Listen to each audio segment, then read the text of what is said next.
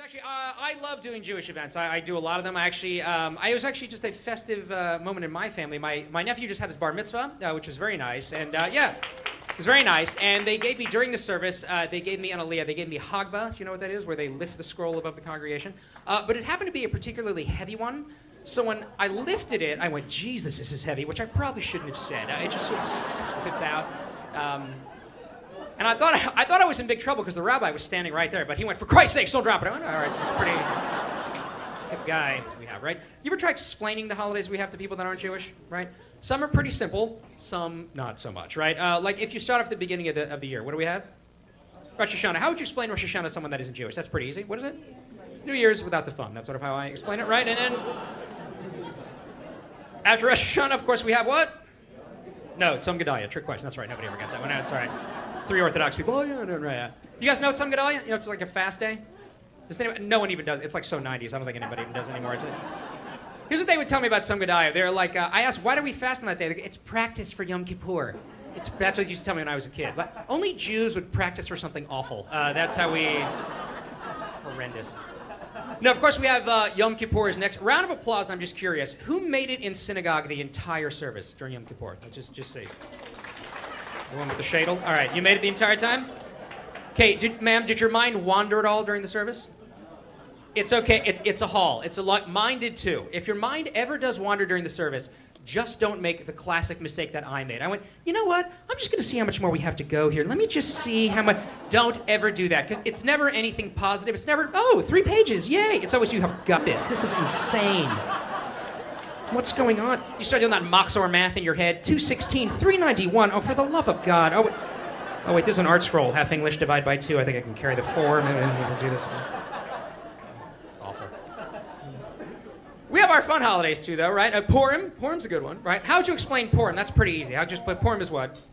Right, Halloween and St. Patrick's Day. Sort of a combination of the two.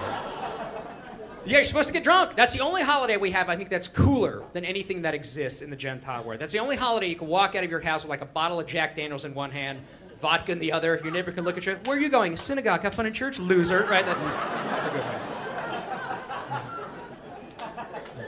Some of the holidays, I think, they don't get the press that they deserve. Shavuos, how would you explain that one? Shavuot? Yeah, that one's, yeah. You know, what are the traditions on Shavuot? Ma'am, you said cheesecake, and what's the other one? What are you supposed to do? Stay up all night and learn, right? Yeah. Here's what I learned. That's not a rule, right? But I think the rabbis if I'm not mistaken, rabbis' jobs in Judaism is to make Judaism as humanly difficult as possible, right? Because Shavuot on paper, it's almost like a regular Shabbat. It's pretty easy. But I just picture them a couple thousand years ago getting together. Let's say we have this easy holiday, Shavuot.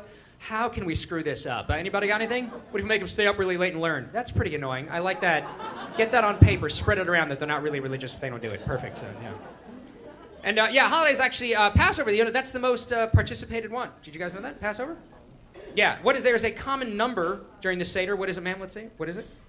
4. That is correct. What do we have? The 4 what? 4 questions. What else? 4 sons. Right. Who are the 4 sons, ma'am? Who are they? Let's see. Let's do it in English so we all know. Who are they? You got your head covered. You better get this right. All right. Who are they? Get it right, lady. 15 grand a year down the toilet for your parents. Let's go. Let's see who they are. Who are they, ma'am? Wise. Who else? Wicked. You got a reform lady helping you out. That's pathetic. All right. Wicked. Wise. Wicked. Simple. Doesn't know how to ask. Very good. Give her a round of applause. It's very impressive. A lot of pressure. I think that should be updated for like modern parents, right? Instead of like wise, wicked, simple, doesn't know how to ask, have like gifted, behaviorally challenged, special ed, and Asperger's. Doesn't that make more sense? So understand. I had a lady get in my face when she was like, why is it 4 sons? Why can't it be 4 daughters? Why not 4 daughters? Which is a fair question. But I think that would change the dynamic of the questions, right? Instead of like, why is this night different from all other nights, it would be, why do you hate me? Why do you hate my friends? Why do you think I'm fat? Why do you, change it back. I don't have the patience for this. So. Think about it, there's really only one holiday we have. I left it out. Hanukkah is an easy one also. We mentioned that, right? Hanukkah? This is like Christmas, but longer, right? There's only one that is inexplicable to the Gentile community. Don't even bother. What is it? Sukkot. Don't even bother. My buddy Russell asked me to explain it to him. Even the way he pronounces it. What's that holiday you have? Suck it? Sukkot. Russell, try not to pronounce our holidays. Is that other one? Shove it? Shavuot. Stop trying to pronounce it. So he asked me to explain it to him. I'm like, all right, I'll give it a shot. But I realized as I'm explaining it to him, I sound like a mental patient, right? He's like, well, whatever, explain it to me. I'm like, all right, well, you build a hut, right? And you're supposed to live in the hut. But nobody really lives in the hut, right? And then we take a palm, a myrtle, and a willow, and a really expensive kind of lemon, and then we shake it all over the place.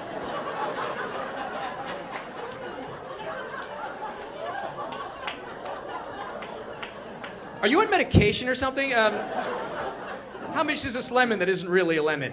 Well, some people pay a couple $100 for it, right? But I'm really smart. I only pay like 100. What do you do with it when you're done? Normally we just we throw it out. Or we make jam with it. Is the jam good? No, it sucks, actually. It's awful. Yeah, and I know Joel mentioned he's married to an Israeli. I'm Israeli myself, by the way. I was born in Israel, Nahariya. And on behalf of all Israelis, yeah, a quick apology on behalf of all Israelis. If one more Israeli tries to sell me a Dead Sea product in a mall, I'm going to blow my brains out. I can't take it anymore. I can't deal with it. Because they haven't really learned the American sales technique, right? They insult you and then try to sell you the product, right? It's like, I help you out. I help you. But you mad at me, I'm mad at you. Go away. I don't sell you nothing. I don't want to talk to you. So where are the Israelis, by the way? Are there a few Israelis here? Where are they? No, there? Sir, have you found being Israeli convenient? Does it work out here in New York? No. Yeah, you know, it comes in handy in Los Angeles. I'll tell you why, because there's such a big Israeli community there. You know when it came in most handy? I was actually in a car accident, which was not my fault. Nobody hurt, thank God. Minor fender bender, and I had witnesses, so I thought I was home free. I was wrong. One of the witnesses was this Israeli guy, comes running up to me, ready to cut a deal, right? Ready to make big money. He's like, okay, listen to me. Don't call your insurance. Don't call nobody, all right? I know someone who knows a lawyer. We're going to make big money. Me and you, big cash, straight to the bank. I'm like, first of all, what do you mean by we? And second of all, how am I going to make any more money than the cost of the damage to the car? He goes, well, your neck hurts, your neck pain, huh? Like, no, my neck is fine. Well, back, lower back. Like, no, my back is all right also. AIDS, maybe get the AIDS from the accident? Come on, you never know, right? So like an idiot, right, I ended up towing it to his friend's garage. Right? Now, I know those of you who live, who have cars, when you bring in a car to get it fixed, right, it's never ready on time, right, ever. But at least the mechanics, they have an excuse. Hook them up with something, right? Well, the fan belts are broken. That's another $45,000. And you were leaking blinker fluid. That's going to cost, whatever they come up with. These guys could care less. I called them on the phone. Yeah, it's 2 o'clock. You said the car be ready at 2. Is it ready yet? No, not even close. We haven't even touched it yet. We've made no effort at all.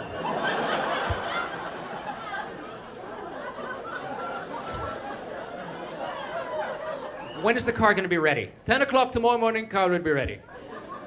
Are you lying to me? Yes. I just got back from Israel, too. Did you fly? Who's been to Israel in the last year? Let's say I'm going to wrap this up in a minute. Yes. Did you fly El Al? Always a special treat, flying El Al. The key to flying El Al, you have to get there, I believe, 9 to 10 hours early, because they won't pre-assign your seat. Last time I got there, I was plenty of shape. I got there plenty early. I got my window seat. I was all excited. Seated next to me is the most secular Israeli girl on the planet, and next to her is a black hat, ultra-Orthodox Hasidic Jew, right? So what happens? Right, wants to switch, he throws a fit. I'm not sitting next to a woman that isn't my wife, and I don't blame him, because one thing I've realized in Judaism, right, you have all your different levels, right? In this room, you've got Orthodox, Conservative, Reform, Reconstructionist, everything and everything in between. But no matter where you are on your level of Judaism, whoever's one above you, crazy, those guys are nuts, out of their minds, right? Nuts. One below you, Goyim, not really Jewish, not talking to that guy. I'm gonna count that guy in a minion, forget it. So, fine, this is a particularly religious man. I don't blame him. I blame the people at the ticket counter, because they know damn well this is a religious guy. You know they're just having a ball with this. You know, let's see, a black hat, ultra-Orthodox classic. Yeah, let's sit you next to the chick in a bikini. Think that'll work out? There we go. Have a good flight, sucker, right? So I switch, right? And in the end, he was actually a very nice guy. Until it must have been, I don't know, 4:35 in the morning. I'm getting elbowed. Yeah, let's go, minion, back of the plane. Get up. We need you. Did you put on tefillin today? I'm like, no, it's 4:30 in the morning. No one's put on tefillin. Like, we need you for a minute in the back. This whole plane is Jewish. We specifically need you. Get up. So, how's the service on El Al, by the way? It was good? It's not bad. It's gotten pretty... it freaks me out, because I sort of miss the old days, right, with the flight attendant pushing the cart of anger and hatred, hating your job, you know? What do you want, chicken or beef? I'll take the chicken. Well, out of it. So why'd you even just take the beef? Leave me alone. It's a long flight. I don't have time. And the announcements are even professional. It freaked me out. It's like, hello, ladies and gentlemen. Welcome to Flight 206 to Tel Aviv. I'm your captain. I'm like, I'm not... I miss the old days where the guy would get on the microphone. Hello, I'm Yossi. I'm the boss of the plane. If you sit in coach, too bad for you. Maybe next time you make more money, get into business. First class, we have a yellow detail, so keep your hands off and don't pass along a flight. It's not F-16. I do what I can. Okay, bye.